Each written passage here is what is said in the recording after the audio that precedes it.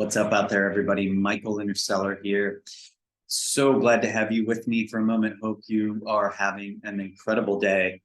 And so I just want to dive into this topic, and that is, how does one know what is theirs and what is not? And what I mean by that is, right, if you are a sensitive of some kind, you definitely understand that sometimes you can be sensing or feeling emotions, psychic things, mental things, whatever it is that don't actually belong to you, right? They may belong to your partner, a friend, people in the area. If you're somewhere in public, it could be the collective as a whole. It could be the earth, right? It depends on how sensitive you are and what the situation is. So the question remains, how do you know what is yours and what is not?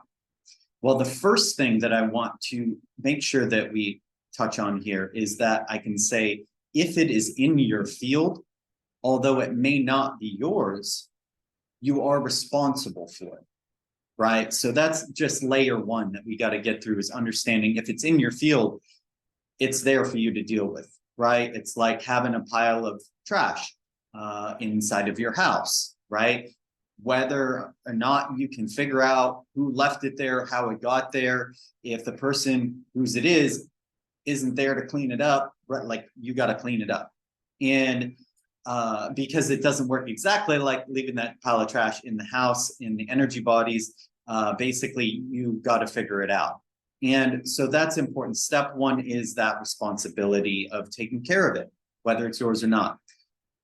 And then leading from moving forward from there, one of the main ways that we can start to figure out if something is ours or not is looking into patterns, right?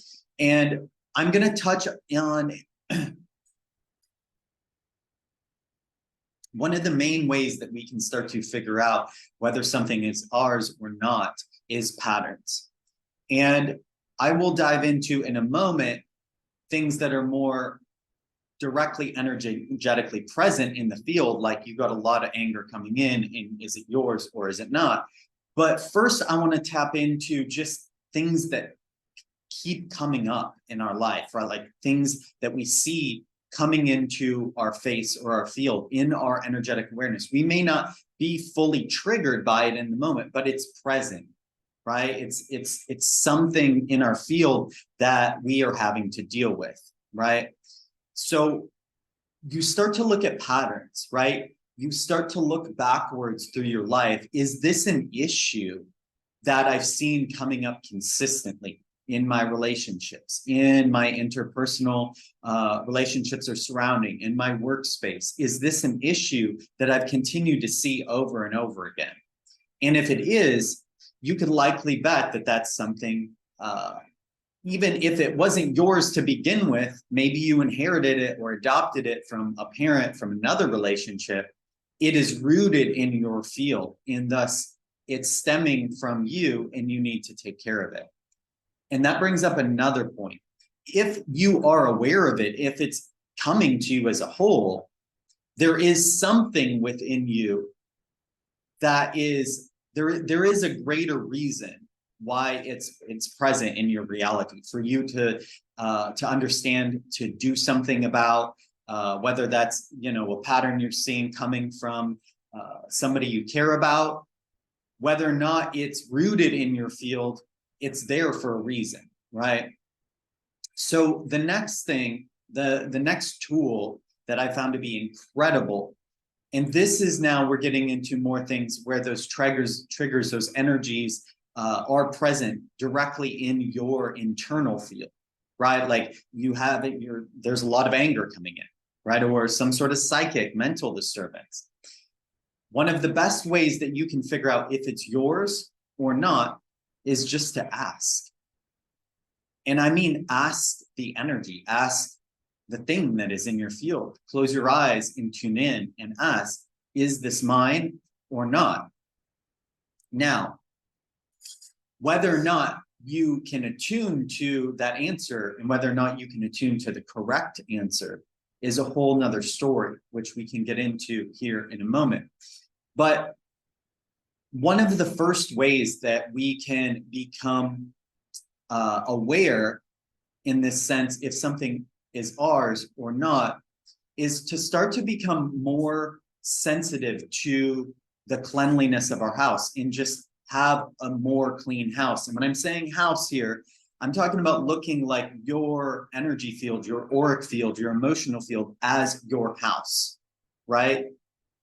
And so to begin with, to be able to get those correct answers, you want a very clean house. And what I'm talking about is trauma, programming, and conditioning when I'm talking about a clean house, right? You want to make sure that your house is as energetically crystal clear and clean as possible, which sometimes can take a lot of inner work to really make that crystal clear diamond-like house. Because look at it like a house, right? If you have a bunch of dirt on the floor, you've got a bunch of trash all over the place, you've got a mess in your house, it's going to be more difficult to know if somebody walks through your house, if they tracked mud in your house or not, right?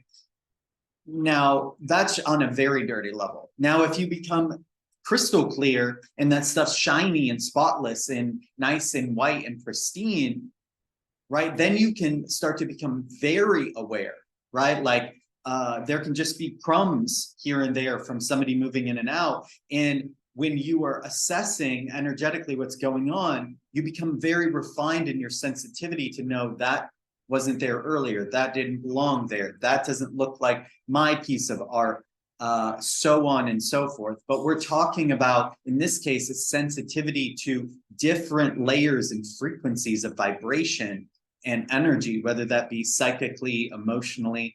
There's all these dimensional layers internally that as you clear out trauma, programming, conditioning, you become more and more refined in your awareness of.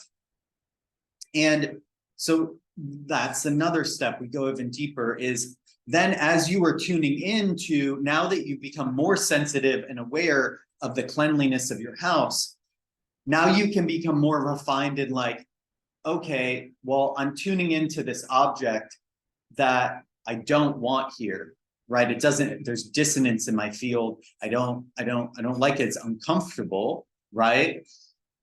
Of course, you want to be with it. First of all, it's there. So be with it. Then you can attune into, you can ask it, is this mine or is this not? And then how can you trust those answers that you are getting? Well, this comes from your connection to source and something we call here coherence, right? So the central column that we have running down our body, where there's these main epicenters in our body, the pineal, the throat, the heart, the womb, or the sacral area, those are those energetic epicenters that have at the center a point where all of the energy coalesces, right? Our cells, our organs, our glands, our DNA, our energy, it all coalesces in the center. And we can develop a more refined sensitivity to attune to that center point, which is our source. We can also anchor specific templates and codes to assist us in tapping into a deeper connection with that inner source. And then that way, when we tune into these different things in our energy field, we can check in with that place and we can say, is this mine or is this not? And that answer will come through very clearly, right? And the more refined we develop our sensitivity to that inner source, we can ask anything about it. Should I make this decision? Should I say this thing? Should I not? Whatever it is. But that's a whole nother topic altogether. We're talking right now about how to tell if something is ours or is not, energetically speaking, emotionally. So we develop that refined sensitivity to connecting into our inner source, mainly through our heart. That is the greatest epicenter for coherence, that is really the most tapped in and tuned on. So if it's the heart, right, which is deeply connected to the solar plexus, the emotional body, you can also see there why that clean and clear inner field is so important, right? Because if you have a bunch of old emotional gunk from your childhood or another relationship, it's going to be hard to differentiate and connect into that inner source clearly. So the next thing is going again with this metaphor of the house, right? Is inner boundaries. So a lot of people talk about boundaries, right? Something like, you know, if your friend calls you up and says, hey, do you want to go out to dinner tonight? And you're just really not feeling it. You've got a lot of things on your plate, or you didn't have a great day. People don't have strong boundaries. They're like, okay, yeah, I'll go out with you, like rationalizing, well, he might not like me or whatever, you know, yada, yada, yada, right? And so there's no strong boundaries. Well, boundaries in general begin with inner boundaries. And again, if the house, our energetic house, our internal house, if we look at it in that way, right, if you look at a house, there's all the different rooms, right? And then there's the walls, and then up from there, you have the sidewalk, and then you have the fence that's around the perimeter, all these different areas, right? The more that we have those internal energetic boundaries set up, we can become more aware of, you know, if we don't have any inner walls, right, that means that anything and everything comes in and out freely, right? So that means, like, if you don't have any walls in your house, bugs are flying in and out, animals are coming in and out, people are coming in and out, and you don't have much awareness or control, right? This is kind of like one of those animal fences, those electromagnetic infrared animal fences, that if the animal crosses over, there's an alarm bell that goes off in the house, or even further in, you have a security system so you can become aware if somebody's breaking in your window, right? But this sensitivity becomes more and more refined over time. So you're really aware of all those inner spaces, all those inner dimensions of emotion, psychic sensitivity, really deep refinement, attunement even into the depths of your DNA and your cells and all these places and spaces within you, because there is massive amounts of inner worlds, inner universes for those of us that tap really deep into these depths within ourselves. So now, if any of these topics are something you feel called to dive deeper into and develop more of an embodied mastery within your own life, I would love it if you would reach out to me and direct message me. I would love to gift you a 2-hour masterclass where I dive deep into these topics and many more that I find vital for those people that I work with on a one-on-one setting, to coming into a greater level of soul embodiment and mastery. In that 2-hour masterclass, I also get deep into some of the frameworks that I utilize when I work with people on a one-on-one setting. Now, one-on-one setting, I'm taking my own mastery of my clairaudience, clairsentience, clairvoyance, my intuitive psychic gifts, so that we could dive deep into your subconscious, into your energy grids, your soul grids, and we can start to clear that trauma programming, conditioning, realigning your energy field, repatterning your nervous system, tuning you deeper into that level in connection of source and coherence, and really giving you the tools and the skill sets you need to develop and embody this mastery in your own everyday life and your soul's journey and your pathway. And so I would love to chat a bit more about that if you just want to reach out with that direct message now.